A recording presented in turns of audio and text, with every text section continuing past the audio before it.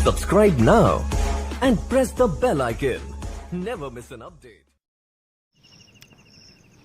नमस्कार साथियों, स्वागत करता हूं सभी का इस YouTube चैनल पर। मित्रों, हिंदी टेस्ट सीरीज में टेस्ट 23 आज आपके लिए लेकर आया हूं, जिसमें आपको मुहावरे एवं लोकोक्तियों से संबंधित बहुत ही शानदार प्रश्न देखने को मिलने वाले हैं। साथियों, प्रत्येक एग्ज़ाम के लिए सारे क्वेश्चन बहुत ही इम्पोर्टेंट है, तो बिल्कुल आपको जो ज्ञान है उसका आप यहाँ पर परीक्षण भी कर सकते हो कि आपको मुहावरे एवं लोकोक्तियों से संबंधित कितना ज्ञान है। शुरू करेंगे मित्रों इस शानदार टेस्ट को। प्रश्न नंबर 1 देखेंगे। पहला प्रश्न आता है, हथेली पर सरसों उगाना मुहावरे का अर्थ है परिश्रम करना, असंभव कार्य करना, बहुत अधिक प्रयत्न करना और दृढ़ संकल्प करना। तो मित्रों राइट आंसर बताइए, इसका राइट आंसर क्या रहेगा? हथेली पर सरसों उगाना। बहुत सारे एग्जामों में ये प्रश्न पूछा गया है, हो सकता है आगे आने वाले एग्जाम में भी ये प्रश्न पूछ लिया जाए।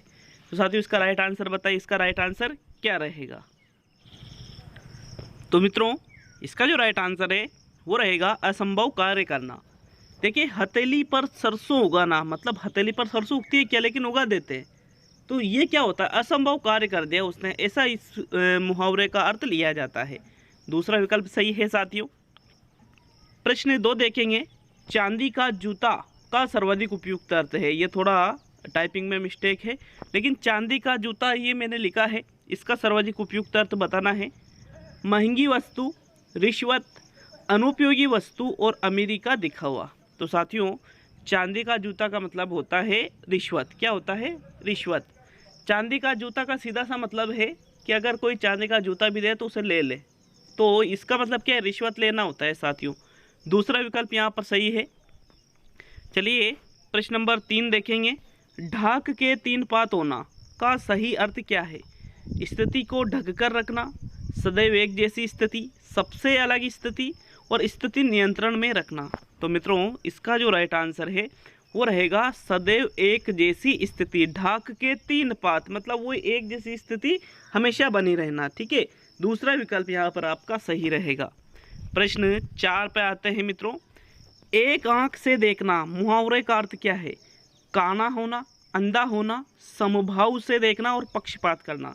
तो मित्रों सभी को कोई कहता है ना, सभी को एक आंख से देखना मतलब सभी को समभाव से देखना, समान भाव से, मतलब किसी में पक्षपात नहीं करना। पक्षपात यहाँ पर नहीं किया जाता है, जो सभी को एक आंख से देखता है, समभाव से देखना इसका अर्थ होता है।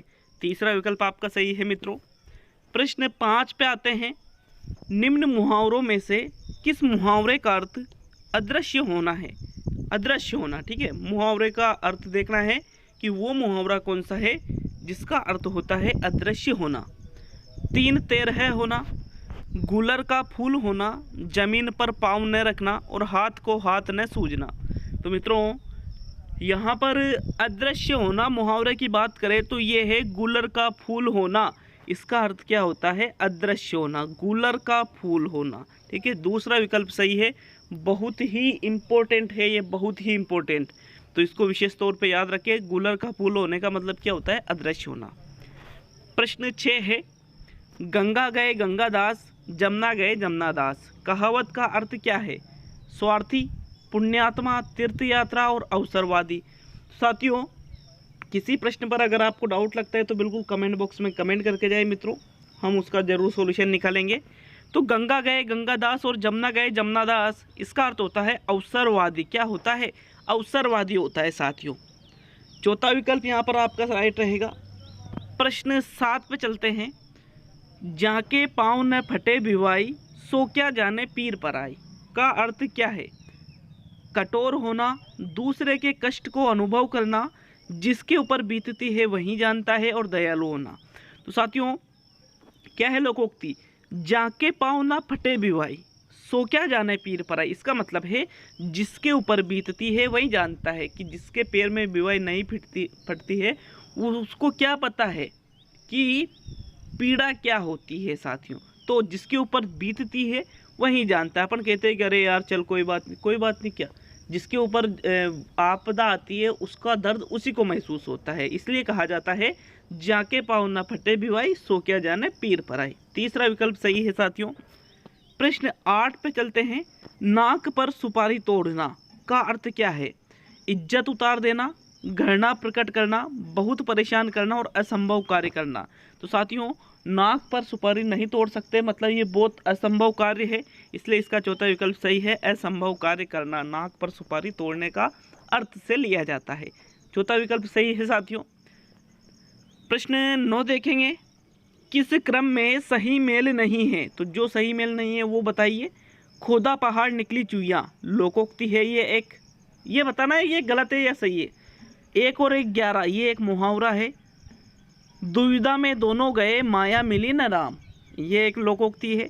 और हमीर हट ये एक मुहावरा है। तो मतलब ये देखना है कि ये जो सामने आपके लोकोक्ति और मुहावरे ये लिखे हुए हैं, इनमें से कौन सा गलत लिखा है। तो मित्रों, खोदा पहाड़ निकली चुईया लोकोक्ति है, बिल्कुल सही बात है। 1 और 1 11 होते हैं मुहावरे है, ये भी सही बात है। दुविधा में दोनों गए माया मिली न राम, ये लोकोक्ति है। लेकिन हमीर हट कोई मुहावरा नहीं है मित्रों, ये भी एक लोकोक्ति का उदाहरण है, इसलिए आपका जो चौथा विकल्प है वो यहाँ पर सही है। प्रश्न 10 देखेंगे मित्रों। काट की हांडी मुहावरे का क्या अर्थ है? बहुत सस्ता होना, अस्थायी चीज, कमजोर आदमी और आंख का तारा।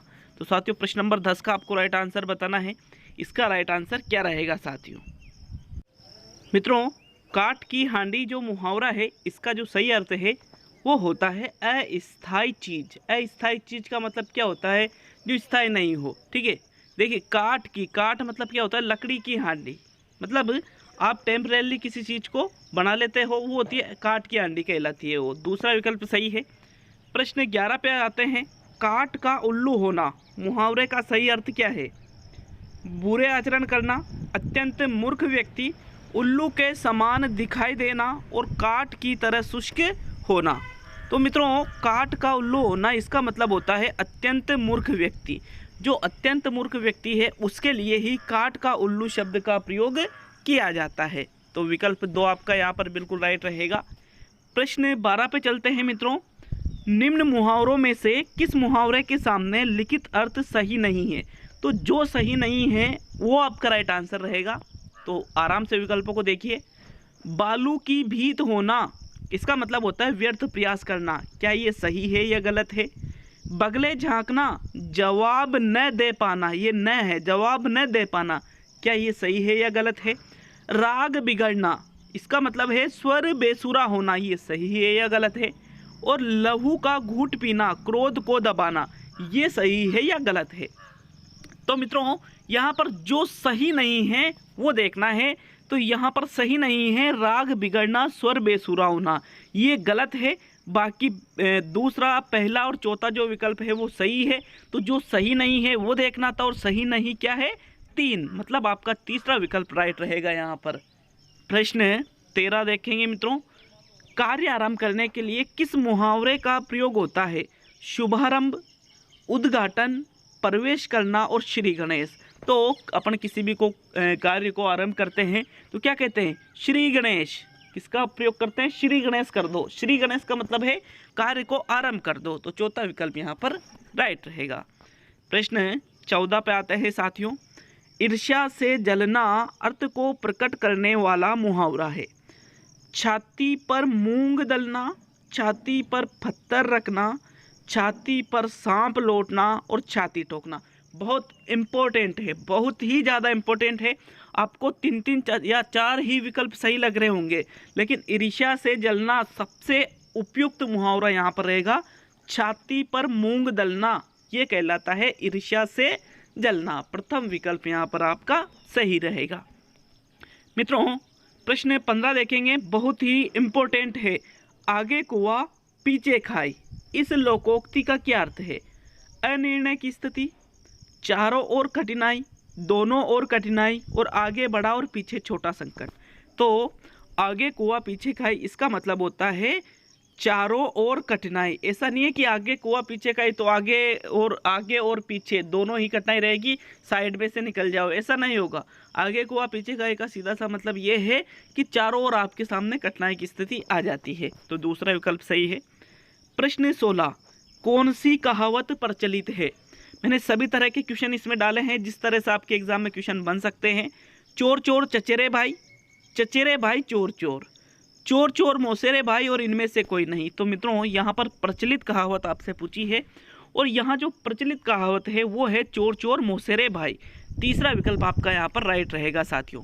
सुबह 10 बजे जीके का टेस्ट आएगा, 10 बजे आएगा, लेट होगा, इसके लिए मैं क्षमा प्रार्थी हूँ कि जो सुबह का टाइम होता है 7 बजे 8 बजे में जो टेस्ट अपलोड करता था, लेकिन 1-2 दिन से थोड़ी तबीयत में समस्या आने के कारण मैं इस टाइम पे टेस्ट नहीं डाल पा रहा हूँ। तो साथियों सुबह 10 बजे जीके का टेस्ट 101% आ जाएगा। तीसरा विकल्प यहाँ पर सही है। प्रश्न 17, निम्न मुहावरों में से शीघ्र नष्ट हो जाना का आशय किस मुहावरे से है? अंग अंग का ढीला होना, ओस का मोती होना, पका आम होना और आग में हाथ डालना। तो साथियों शीघ्र नष्ट हो जाना ये होता है ओस का मोती होना। ओस का मोती बहुत जल्दी नष्ट हो जाता है ना, तो शीघ्र नष्ट हो जाना, इस ओस का मोती होना, इससे आशय निकाला जाता है। तो विकल्प नंबर 2 सही है मित्रों। प्रश्न 18 है, अंडे का शहजादा मुहावरे का क्या अर्थ है? कमजोर व्यक्ति, चालाक व्यक्ति, अनुभवी व्यक्ति और अनुभवहीन व्यक्ति। तो साथियों अंडे का शहजादा इसका मतलब होता है कमजोर व्यक्ति। क्या होता है? कमजोर व्यक्ति। जैसे अंडा कितना कमजोर होता है, तो अंडे का शहजादा होना, तो ये है कमजोर व्यक्ति की निशानी। प्रथम विकल्प सही है। प्रश्न 19 देखेंगे मित्रों, हथेली पर सरसों उगाना मुहावरे का अर्थ है परिश्रम करना, असंभव कार्य करना, बहुत अधिक प्रयत्न करना और दृढ़ संकल्प करना। साथियों शायद ये प्रश्न 2 बार हो गया है, तो इस पर मैं बोनस दे देता हूँ। हथेली पर सरसों उगाना वही आंसर है, संभव कार्य करने वाला ही आपको बताया था।